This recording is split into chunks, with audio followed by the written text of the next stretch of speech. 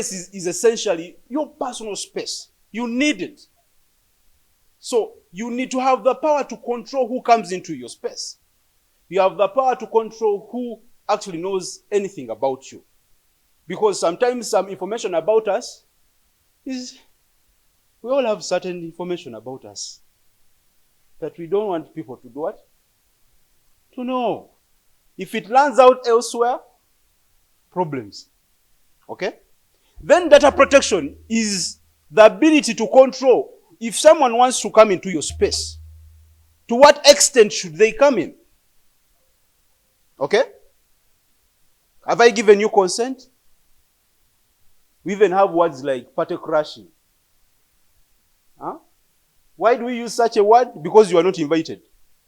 So you're seen at a function, and they're asking you, okay, oh, how can we help you? Who are you? You get it? Because, you see, someone is asking that question. They want privacy. Similarly, even when we are using social media platforms, or even when we are accessing services, we need that privacy. We need that privacy to come along with that service. Social media, the digital era, has brought the convenience. You can order for food at your convenience.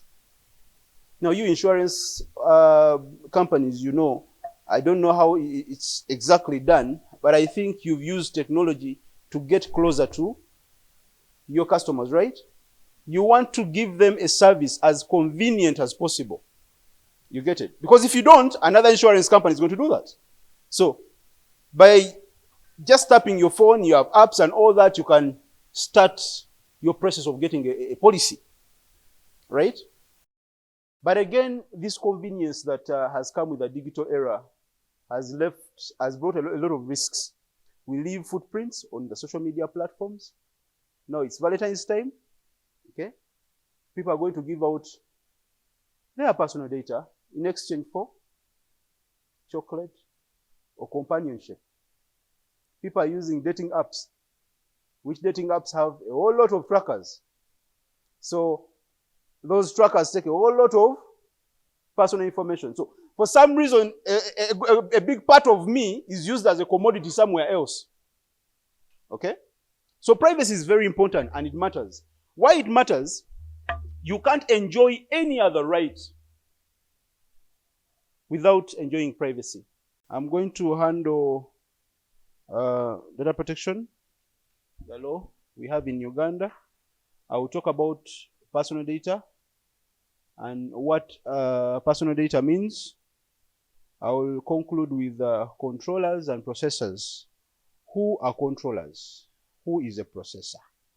Sometimes we confuse who should control, who qualifies as a processor, who qualifies as a controller. So, ladies and gentlemen, the data protection law started way back in the 1970s in Europe.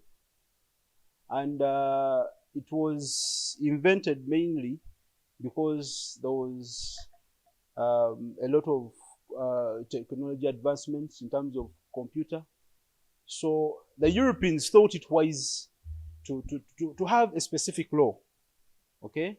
A specific law that can control the use of that data, how it's accessed and how it's used. Now, people sometimes confuse data protection with information protection, okay?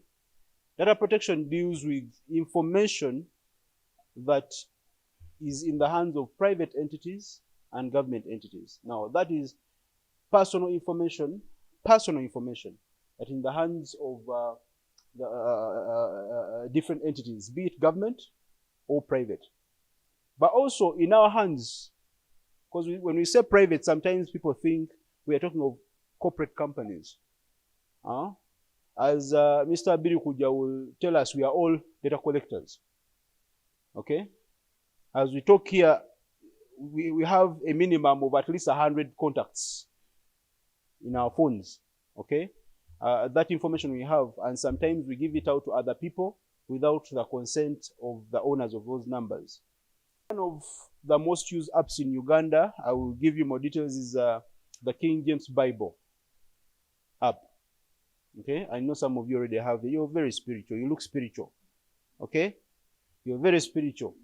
So that app, as you are getting closer to God, getting spiritual, the owners of that app are getting closer to your life by collecting a lot of information about you. It even has a location app, a location tracker. Now, can you imagine? Why would the Bible app have a location tracker? The other app that we assessed is the Call app.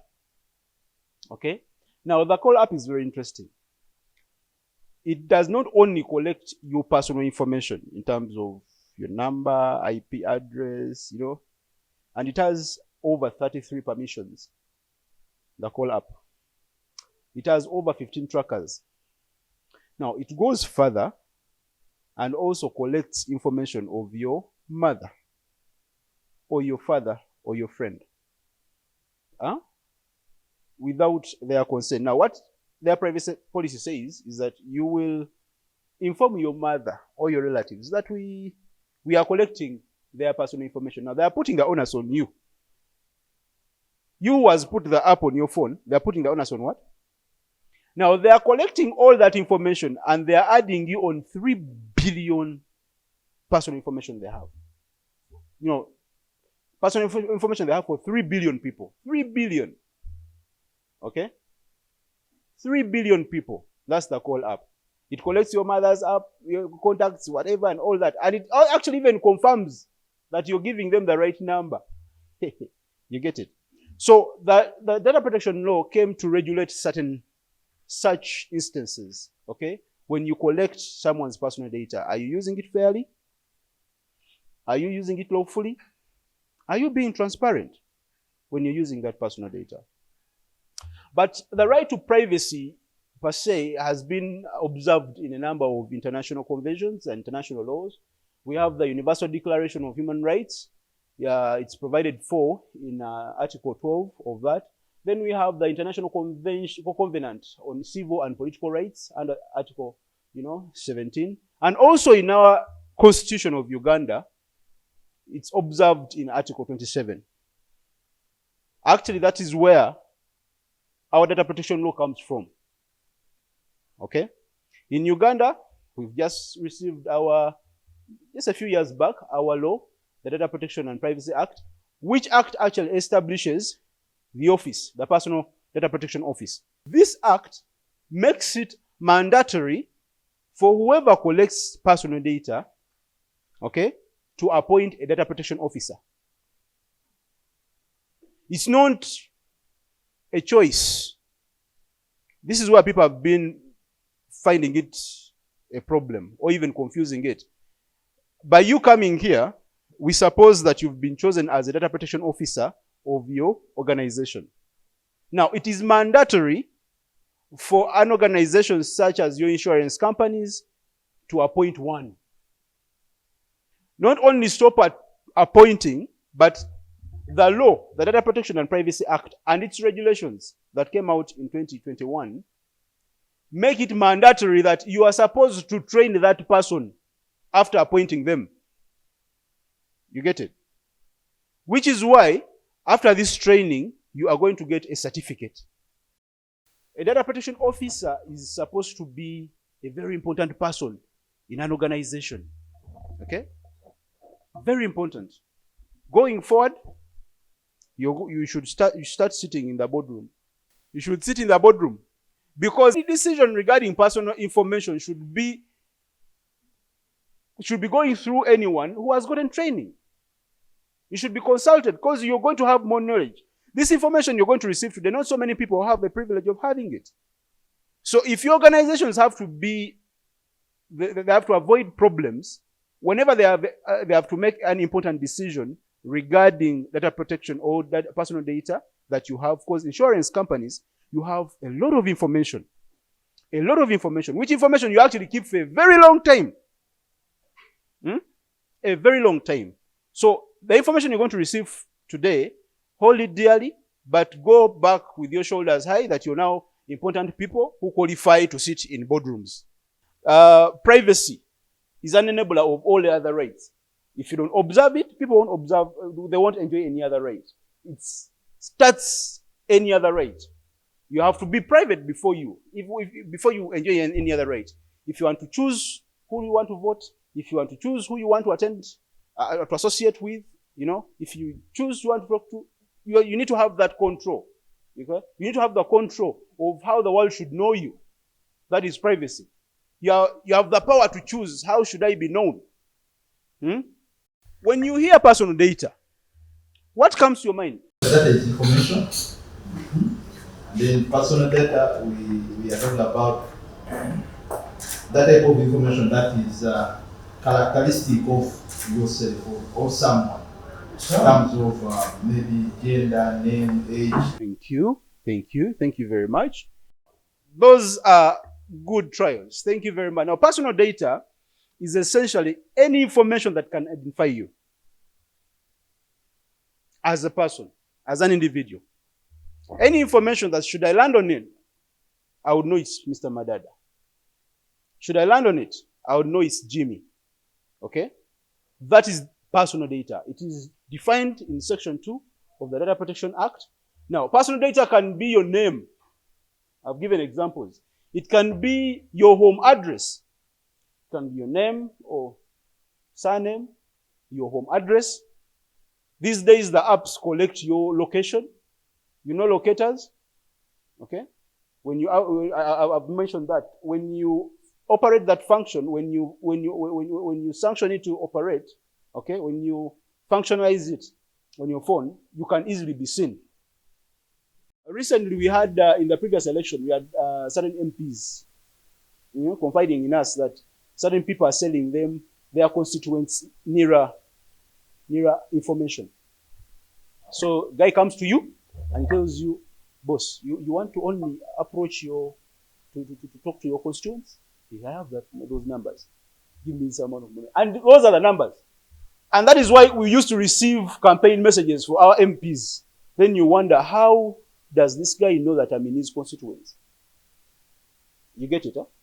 So, whoever we give this information, we are in hope that they will protect it. So whenever people come to your company, they are in hope that Gold Star Insurance or UAP Insurance will do what? Will protect my data. So let me get to the service they're giving me. It's a cheap service. It's convenient.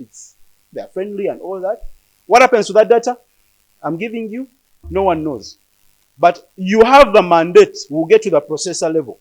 You have the mandate to protect it, to guide it, to use it transparently and be accountable. Now, you as an insurance company, you might not necessarily collect that data with an intention of using it in a wrong way. Because you love your customers. You don't love dead customers, do you? You don't love hurt customers. Okay? But who knows if you don't have a good security system set up? Who knows who will get in touch with that information and what they will use it for? Controlling also involves collecting. Okay?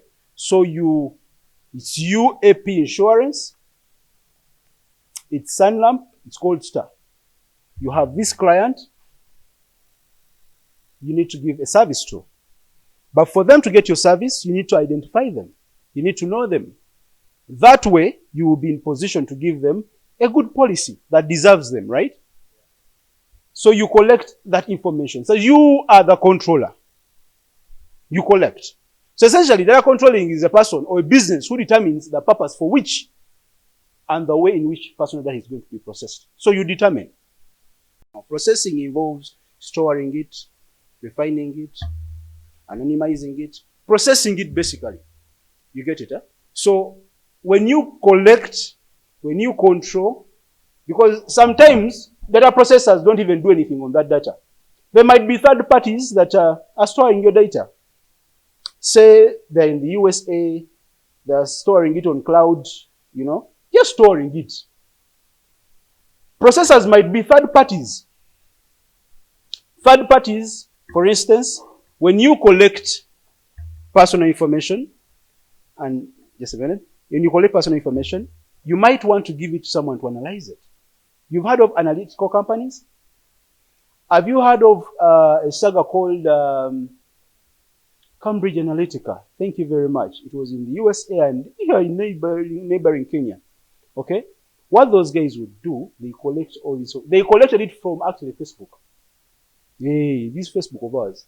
They collected this information, analyze it. So if you're a sophisticated politician, you won't go into the mud and the gutters of looking for voters. If you want to manipulate them, if you want them to believe in your message, if you want to contact them, you know, be direct with them, you just go to Facebook.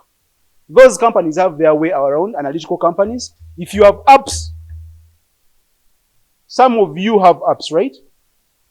Some of you insurance companies have apps. Now, those apps have trackers. Those trackers collect information, and those trackers are provided by certain companies, sometimes analytical companies. That's one of them. Okay? So when they collect this personal information, for you, you might get into a contract with analytical company just to help you locate a customer. Just to help you categorize your customers so that you can give them the required and desired service. But for them, at the back end, they're using that information to sell it to other people like campaigners, like people want to launch products in Africa. They no longer come to do physical data collecting. No. So Cambridge Analytica collected a lot of those preferences and likes from Facebook for Kenyans, and they manipulated that vote. Okay? In USA, in Europe, it has been massive there. They've been using Facebook. You heard when Zuckerberg was summoned to go to the European Parliament just to answer those concerns. Trump has used that, has used Facebook and, you know. So analytical companies that give you those apps, because as a company, you can't have an app and you run it, you run everything. So if they give you an app, they will tell you this app, your client can get a policy from, just download it from Play Store, put in your details, they're analyzing, you're collecting. Then the third party, who is, say, CleverTap or any other company in the US, and many times they're in China and USA where there are no laws, data protection laws. So for you, they give you this app. Why do I even have to go to your apps of your companies? Even the Word app on your phones. Word, Adobe. Do you buy it? It's for free, right? And how do they survive? So you are the product. They take a lot more information from you to do with it whatever they want to do with it. So for you, they give you a free Word app, Adobe app, or Share It, or Zenda. So Zenda is simplifying life, right? You wait for it. So a controller can be your business, you people, your controllers. A processor. Sometimes businesses can also process. Okay? You can process. But sometimes this information is given to a third party who processes and makes sense out of that data. Data is like crude oil. Until you process it, it will make sense. Okay? So when you are processing this data, there are certain things that amount to processing. And this is what we've been sharing a bit. It can be collection. It can be storage, use, transferring it to another party. But you see, when you're doing all this, there are certain obligations you as a processor, as a controller, that you owe to fulfill. As you're transferring data, as you're collecting, as you are processing, you as a processor, there are certain obligations that you owe to be knowing, or you ought to be putting in place. There are certain roles that you're expected of as a processor or as a collector. And these expectations are enshrined in the principles. They are principles of data collection. Those principles are in Section 3 of the Data Protection Act. When you go back, some of you already have these acts in your offices, or you can download this act on internet. It's called the Data Protection and Privacy Act 2019. Then the regulations are Data Protection and Privacy Regulations 2021. Just put in that word, you will see those documents come through. Embrace yourself with those acts and laws, okay? Read them, because you as a DPO, you ought to understand what those laws are saying. There are not many pages. Sometimes we want to believe that these acts are made for lawyers. But you as a DPO, you ought to understand what are your obligations. Is the organization collecting data lawfully? Are they being fair in collecting that data? Are you using it for a lawful purpose? You might collect it for a lawful purpose, but you as a DPO, you've been compromised to let go of that information. Okay? So you ought to put in place systems that will not even be compromised by you the DPO.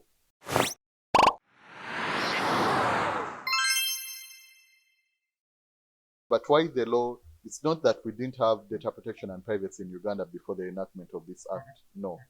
Because it already comes from the Constitution, the right to privacy. They asked someone here and they gave examples of, what privacy means to you. We just concluded the privacy month, or specifically the day. A couple of people talked about not wanting to be interfered with, and clearly that's what the Constitution says. No one should interfere unreasonably, interfere with your communication, your general privacy.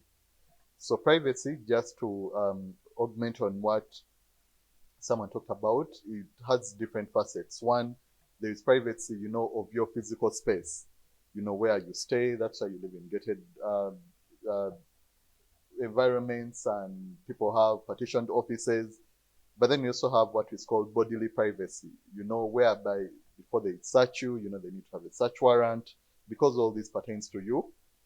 But then the most commonly one in the internet age is what we call the informational privacy. Your information and communication should only be accessed by people who are authorized to do so. But what is data protection? Data protection is about, those rights that come from the information, how you should handle it. The people who should access it. It's beyond just the privacy of the individual, but the obligations that come from you who is collecting it, but then also the rights of the people whose information you've collected. So we already had data protection and privacy in other laws in Uganda, but it was in separate laws, those under Communications Act, cyber laws, insurance. But now what this law did is that it created that comprehensive law, whereby in case anyone is dealing with data protection, you only have to look at one law. The others only give you further guidance.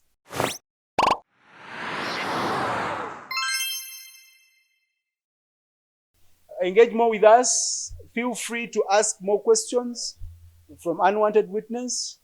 Feel free to ask any compliance questions. Contact us. Our offices are open. Okay? We'll always reach out to you for further, because this is baby food. We couldn't go deeper into data protection right now. You'll get confused. This is baby food.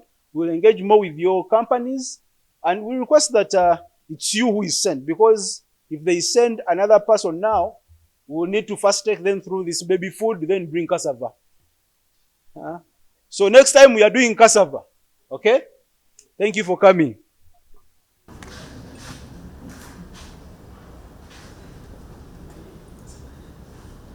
There are some smells, right? That's some food.